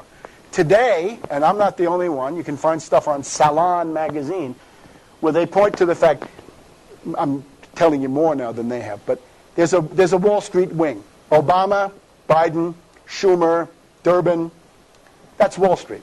But then there's this other group, but it's not the same. Elizabeth Warren, interesting. Sherrod Brown of Ohio wants to break up the banks. That could split. Marcy Kaptur, Brad Sherman, we know people, I'm sure there are some around here too. It could split. The problem you have right now today, in a nutshell, 80% of the American people want their economic rights under the New Deal. Medicare and Social Security. You get up to 80%. We want it. Hands off. There's no political party that represents that. The Republicans obviously not, and Obama equally incapable of doing that. So I want the Republican Party to collapse first, because if it goes the other way around, here's what you get. A Republican takes power, packs the Supreme Court, destroys unions in the way that Rand Paul and Ron Paul and all the rest of them are doing, and then limits the franchise. If you're black, forget it. If you're Hispanic, forget it. Old, young, sick, forget it. You can limit the franchise. You control the Supreme Court. That gets you a permanent austerity dictatorship. That is a long night. And if you don't want to go into that long night, the only way to do it is to try the method I've said here. In the 1960s, I tried, build a mass movement based on resistance to the Vietnam War. Couldn't be done. In the Audis, we tried, build a mass movement based on rejection of the 9/11 myth. Couldn't be done. Now you can do it. Try it. Mass traction economic demands. Not process reforms, but things that deliver a lifeline to desperate families and desperate working people. That's the hard, tragic situation that we're now in. Yeah, this is the scenario I've just tried to go through. So I want to thank you for your attention. And I'm here to organize a chapter of the United Front Against Austerity. And if you're interested in this, if this has touched any chord, please talk to us. We have a representative of our new Lincoln, Nebraska chapter who's going to be, you'll be hearing from him later. But we're growing, we're here, and we're in.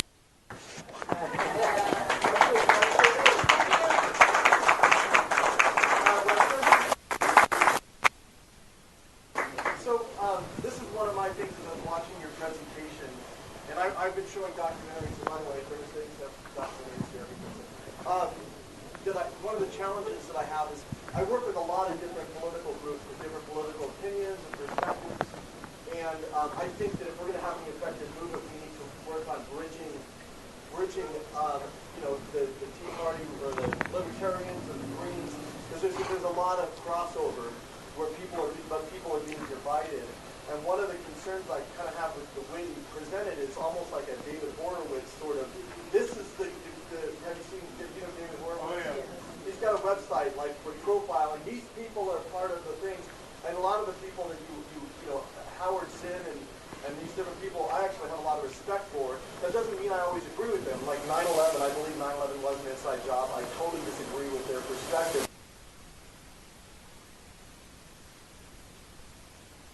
Say they're gatekeepers, or I can just say that they may just be worried about losing funding. I don't really know what's going on there, but I do know that there's a lot of similarities, and I don't want to alienate these people or the people that respect and love them. And I just wanted to kind of point that out and maybe hear your thoughts on kind of the way that you approach it, and maybe it's being the effectiveness of it. Those are just my feelings as I was watching your presentation. So I think you have some really great criticisms of the left, and I do too. That's one of my challenges, because we get in these silos, these boxes, these political boxes, and I don't know. I just wanted to share that. Yeah, sure. I respect what you're doing, and I respect what you have to say, and I respect your points. Yes, of course. Next time. Yeah. I understand perfectly. My beef with Chomsky. My beef with Chomsky is that he's a philosopher. I have pretensions, also linguistics. I represent the school of historical philology, which is counterposed to him as a linguist.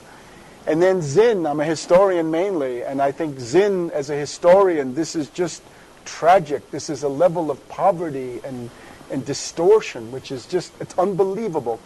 I'm not David Horowitz, and here's what I would offer. You're always looking for united fronts. You're always offering people, let's cooperate. For example, if the National Nurses United are going to have a day of action for the Wall Street sales tax, or the Robin Hood tax, which is what they want to call it, let's go to it. Let's build it up. Let's get other people to go to it, and we'll go with our own signs that say 1% Wall Street sales tax. In other words, the cooperation is not you change your program or you change your outlook. It's let's cooperate on specific things we can do.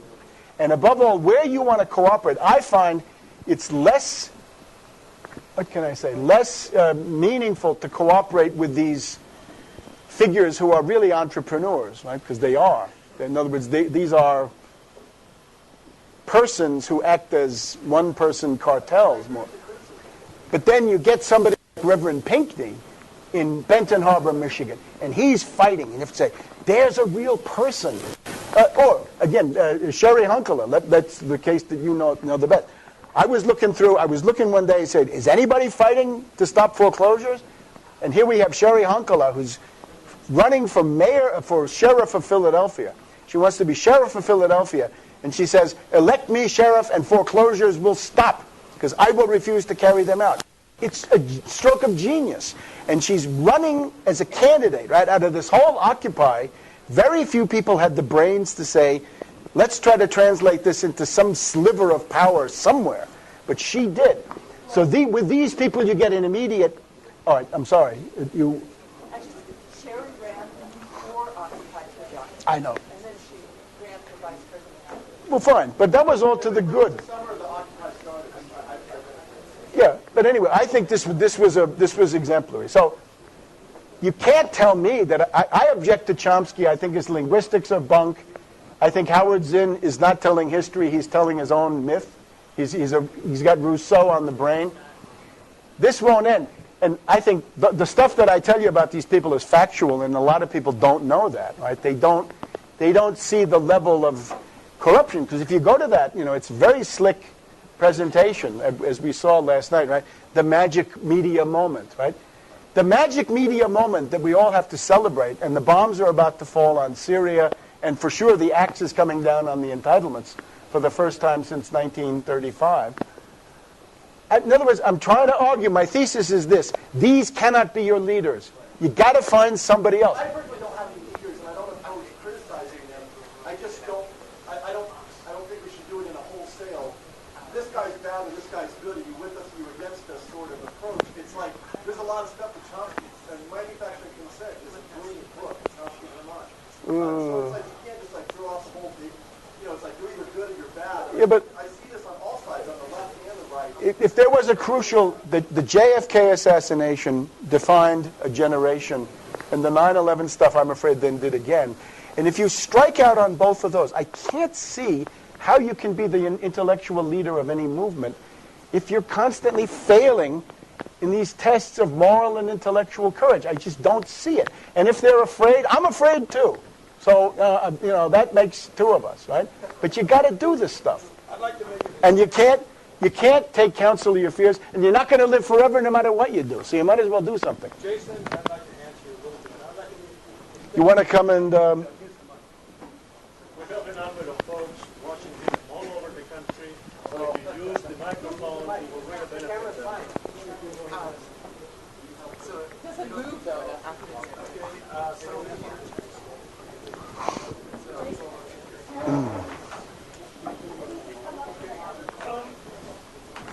I'll address this to Jason, but basically I make a distinction between the rank and file that listen to Howard Zinn and listen to Chomsky. I always considered myself mentored by Noam Chomsky in critical thinking. But when they become the group leaders, the groupthink, in other words, the concept of groupthink is if you trust yourself into someone who you think knows it all, and he goes to a door that's perfectly open, but he pretends that it's locked. You don't even try that door. You don't try to open that door. And so finally, the reason I put on this conference, because I grew up, as a baby boomer and we watched Popeye cartoons. But there was a certain point where Popeye says, "It's all I can stand, I can't stand no more." And when these people who have given us a lot of information turn 108, 33 years ago, was the death of Archbishop Romero by death squads by John Negroponte. And now today, and if you wanted to do a tour of Denver, I could give you a tour of Denver, because down here at the Marriott where I'm staying, they had the Amnesty International Conference. And who was the keynote speaker? John Negroponte's protege, Ambassador Ford. And whose bio was right underneath his to be the second keynote speaker? Amy Goodman. Now that was a coincidence because Ford follows Goodman in the alphabet. But what isn't a coincidence is that Amy Goodman has been the chief spokesman for the Syrian death squads. She leads her program with John McCain. So at that point, with all of the respect I've had for Amy Goodman, she just multiplied everything she has ever done by 0. And 1,000,000 times 0 is 0. So I make a distinction between these groupthink leaders, you know, and I got up at Occupy Boulder. They wanted me to join Occupy Boulder, the circle. I refused to join the circle because they had on their website, we were inspired by the Arab Spring. And to me, the Arab Spring is the Arab genocide, the African genocide. And so I kept on passing the sticks and said I didn't want to talk. They finally told me, yeah, we really want to know what you want to say. And I got up and I said, 50 years ago, Patrice Lumumba was assassinated. I'll make it short. And 50 years later, we assassinate another African leader. And I cannot join a group that says they are inspired by that. I got, honestly, polite applause, but when they handed the sticks to Carol, Vinici, she got up and pointed to me. She says, I agree with everything that man said. She said, we love Amy, but we have to think for ourselves. And right now, I draw a line between Chomsky and Amy Goodman, but I have sympathy for the people that follow them, but they have to think for themselves. No, I think maybe other people want to say something. You need to go up. If you get closer to Webster, that's better. I kind of like. Come here. You need to go up there. Deliberate leadership. Go to the stage. Come up. Stand here. Stand here and look at the camera. Smile.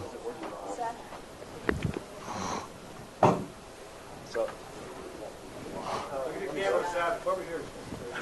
We want to see your pretty face in your film.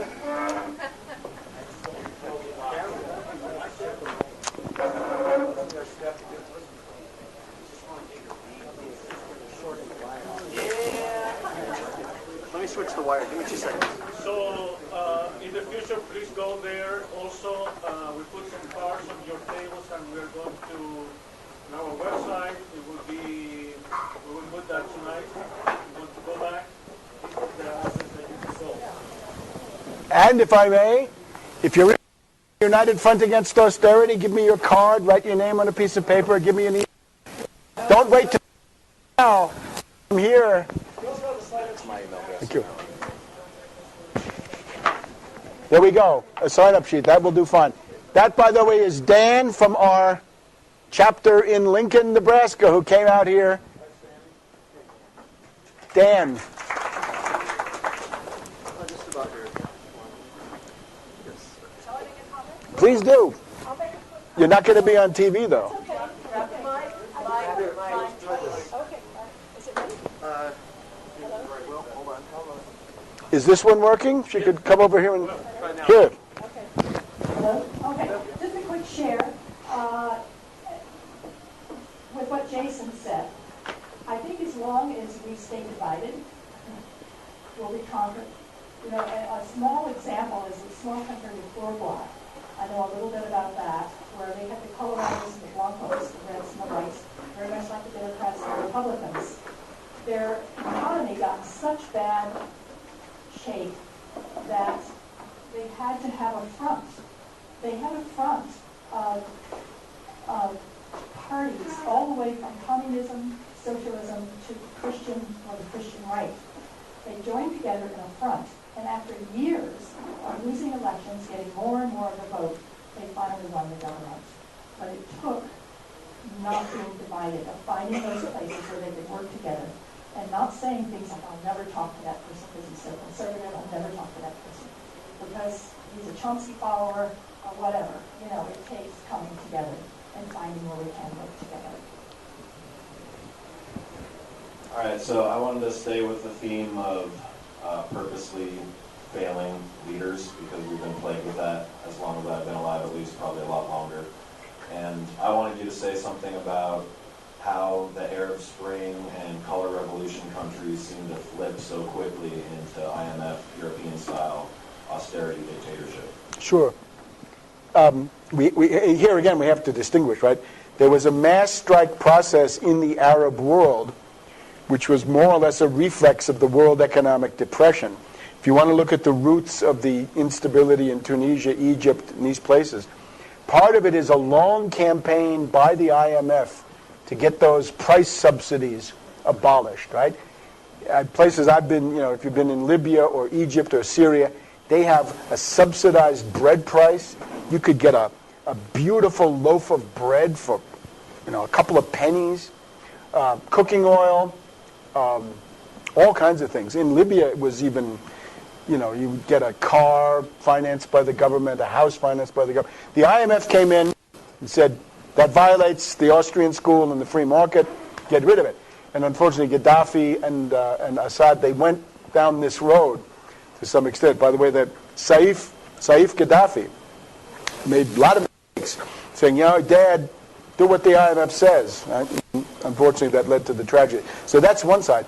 The other thing is just the world economic depression itself, which leads to high unemployment, high youth employment, rising bread price, because it's all done with derivatives, right?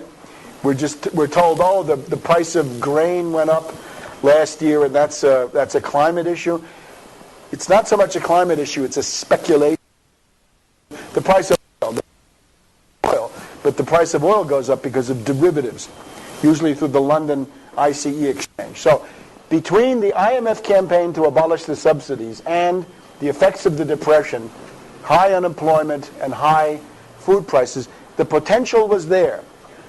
CIA, MI6, these plans, they look at that and they say, okay, it's approaching critical mass. Bouazizi. I talked to a guy in Asia, in Libya. The guy from Tunisia says Bouazizi was a guy who was trying to rip people off in the market. He had a fake scale, and he was gypping people on the fruits and vegetables. And a woman take your scale to the police department and get this.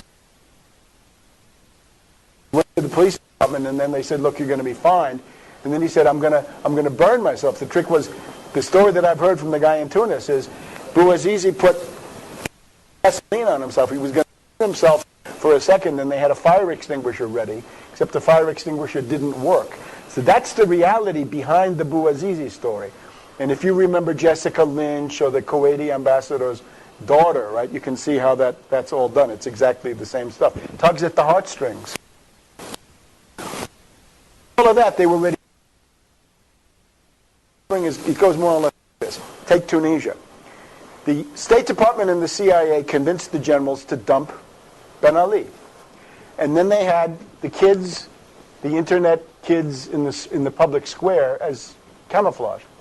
So the critical moment was Ben Ali turned to his generals and said, "Will you support me?" And they said no. And he said, "I'm out of here." And he left. It was harder because Mubarak was an old soldier, had some honor, didn't want to quit, had his sons and others telling him not to quit. But in that case, it was the leaders, right? Tantawi and some others in the Egyptian military. But they were getting phone calls from Samantha Power saying, "Get that Mubarak out of here." So in these cases, the tragic fate of the golden youth of Tahrir Square is to be used as a prop in many cases for this. Now, once you blow the lid off a society, then powerful forces come into play. I think it's fairly obvious there's a worldwide alliance between the CIA and the Muslim Brotherhood. Clear. Who founded the Muslim Brotherhood? British intelligence in Egypt in the 1920s against nationalism.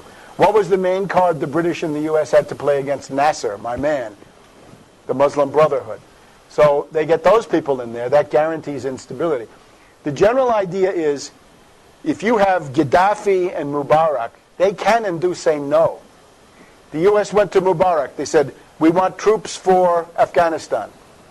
No. "We want troops for Iraq." No.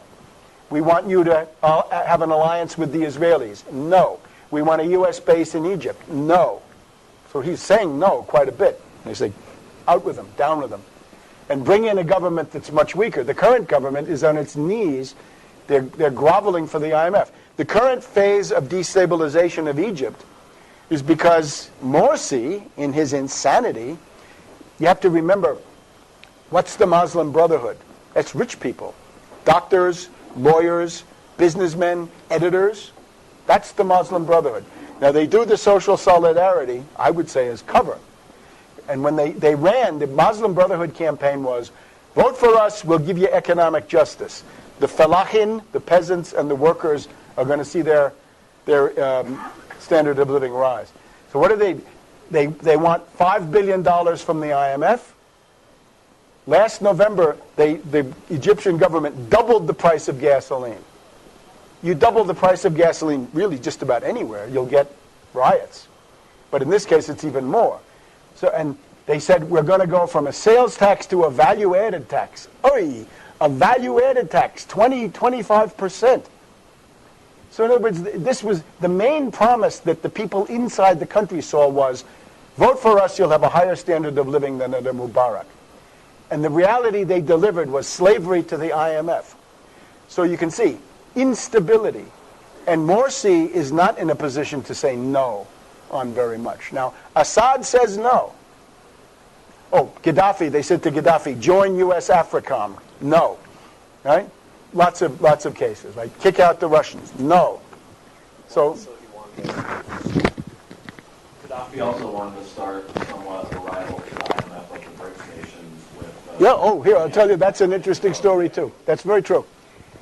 Dominique Strauss-Kahn. Remember him? What was he going to do the day he was embroiled in this scandal? He was going to fly to Berlin to meet with Merkel, and then either Strauss-Kahn or somebody else was going to go on to Libya to meet Gaddafi to try to launch something alternative to the International Monetary Fund. Now, it sounds crazy. I have it from two sources, okay? Two sources say the same thing. And therefore, the word went out, embroil him in a sex scandal. And of course, this was easy to do because he indulged way too much. It was reckless. But that was designed to stop an attempt by Europe, because you need at least one major oil producer, huh? And Libya fills the bill.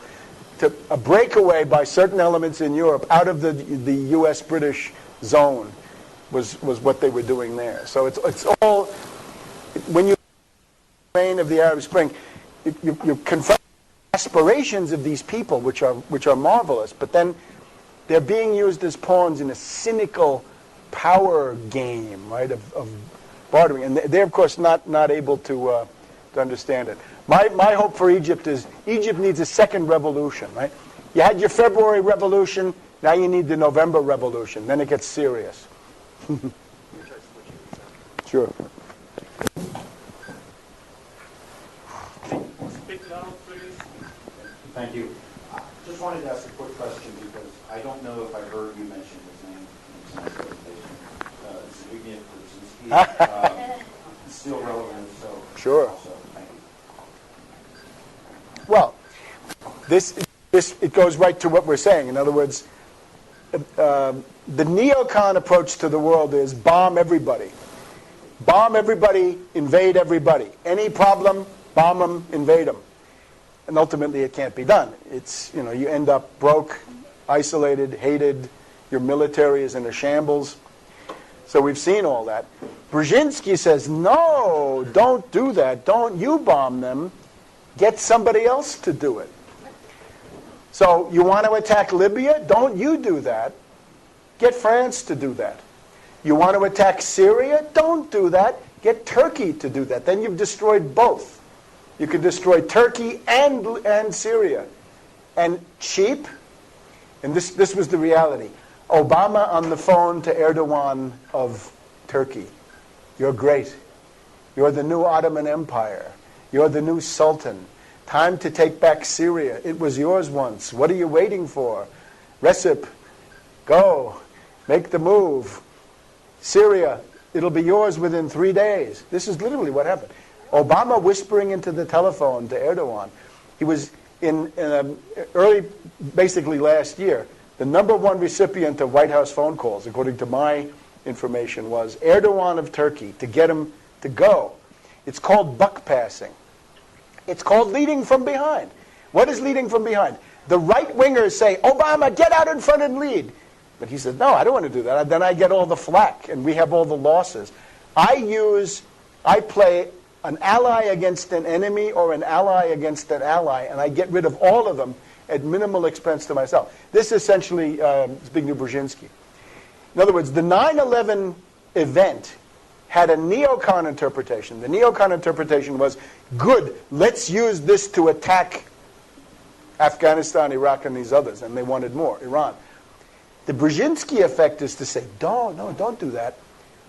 The war of civilizations is not the one you want to fight. The war of civilization is what you get them to fight. In other words, play the Muslims against the Confucians. Play the Confucians against the Orthodox.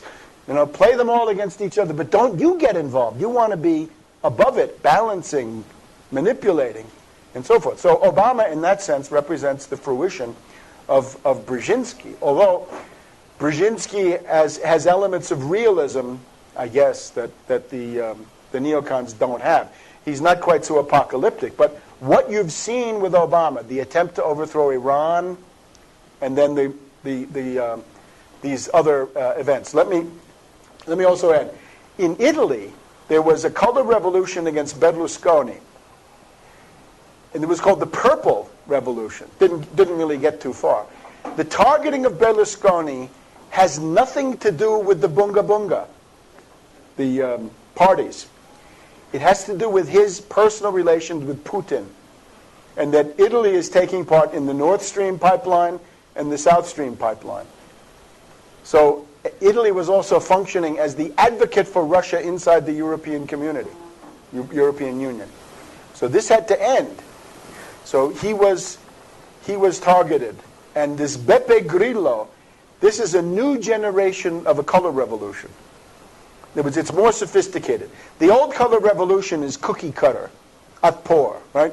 What do you need? A color, a slogan, a demagogue, a fake poll, It's all the same, assembly line. With Grillo, it's much more complex, right? You got somebody who's been there for a while, right? He can do these things. So this is more dangerous. In other words, if you want to do a color revolution in Western Europe, it takes something more. Because there you have labor unions, imagine that. Mass parties, things we don't have, but they still have these to some extent. There are unions in Italy, right, unlike here. So it takes a much more sophisticated approach to overthrowing the government. That's this Beppe Grillo, who was a comedian on television. Comedian. It's like Michael Moore becomes dictator of a party, and Grillo is a dictator, right? He says, Senator, you're not allowed to go on that television program. You're not allowed to go on any television program. This is what he tells his own people. He's got 55 senators. He says, none of you can go on TV, only me. And there's no, and even he has this thing, there are no leaders here. No leaders. I'm not a leader. I just tell them what to do.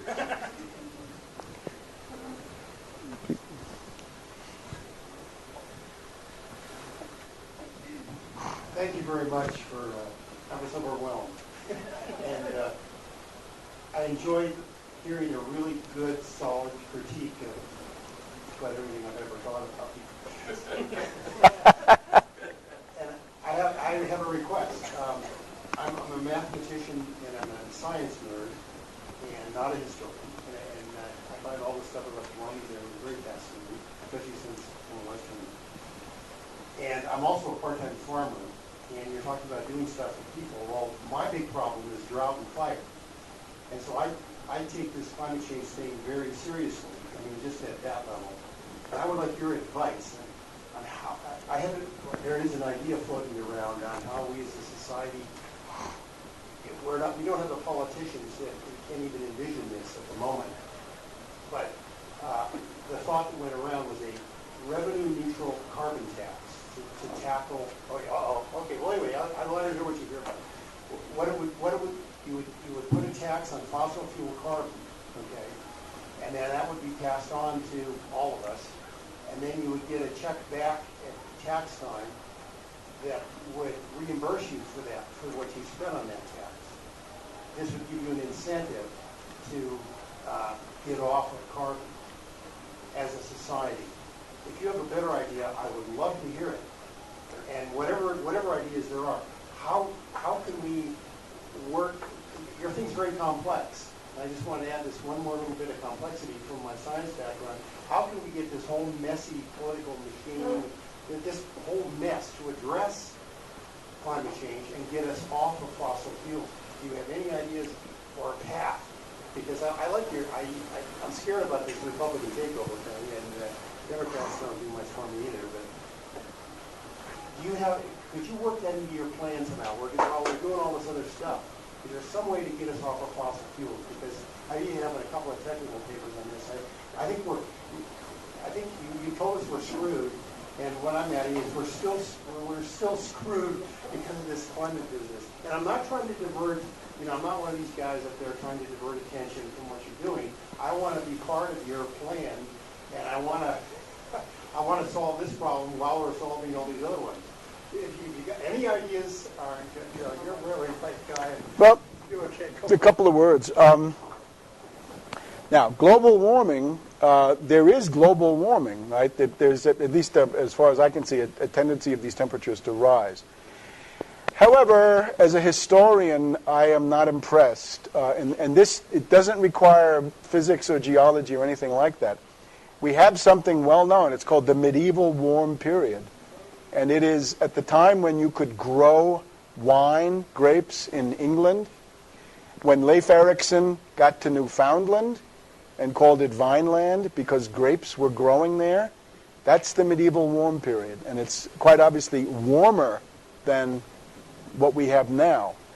So I would tend to see this as part of a cycle of solar activity. As a matter of fact, within my own purview, we also have a little ice age. My big specialty is the 30 Years' War, 1618 to 1648 in Europe, but which I've written.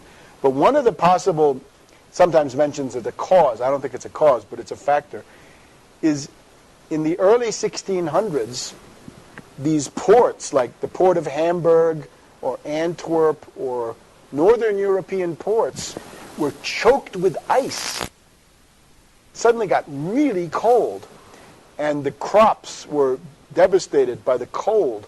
So there's a famine element that drives governments right off the deep end in this early 1600s, right, and associated with the beginning of the 30 Years' War. So I would say we also have, just mentioning a couple of things which I'm not conversant with every day, but we do have some, seems to be an indication that temperatures are rising on other planets and bodies in the solar system. And when it comes to CO2, the wonderful German chemists of the 19th century kept records of CO2 in the atmosphere. And it doesn't seem to be a whole lot less than now. So the idea that it's CO2 as a cause, I don't think that holds up. In other words, the whole thing about getting these samples out of ice cores and things like this, that seems to neglect the fact that the constant, cooling, heating, thawing, refreezing, this allows, it somehow skews the CO2 record. So, but here's what I would say. You look at something like Superstorm Sandy. Let's start with that. Superstorm Sandy clobbered the New York, New Jersey area. What are you going to do about that? Now, my approach, of course, is force the Federal Reserve to open a credit stimulus window. We need several trillion to rebuild those areas. We need to waterproof the subways so the subways don't flood. We need to, in Louisiana, they say, elevation is the answer to inundation. There are some roads along the coast of Louisiana that need to be elevated so that they'll be usable for the immediate future. But the big one is the floodgates. You go to Holland. I had the honor of being in Holland. I was invited to one of these festivals in Amsterdam last summer. And they have these floodgates, right? If a huge storm surge comes out of the North Sea and hits, the Zuider Zee, they're ready. These floodgates materialize.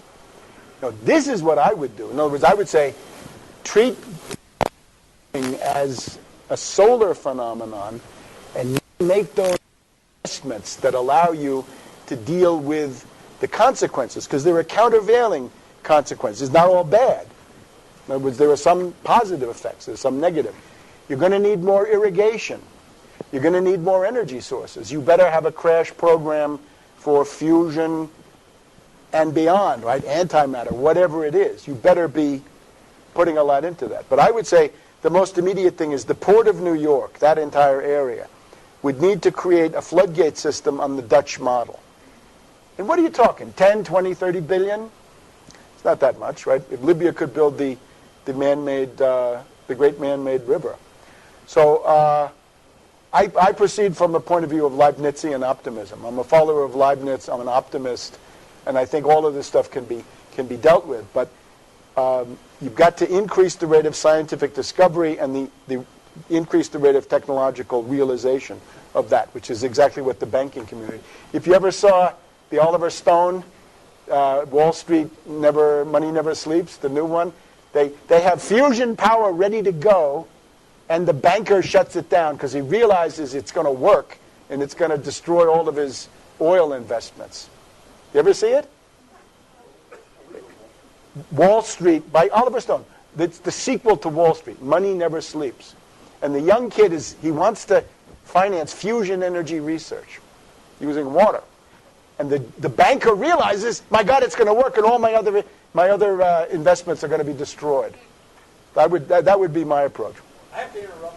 Do a change tape here. Tape change. Mic check. And Mic check. And now do a mic check. And let's. No, we don't do this. No, it's degrading. I saw the one in Atlanta, the facilitator who wouldn't let Lewis speak. He had a bullhorn. He didn't need the human chorus, but he wanted it to calm them down. So he made them do it anyway, even though he had a sound system. But I have to, before I run out of tape and we run out of time, I have two local guests here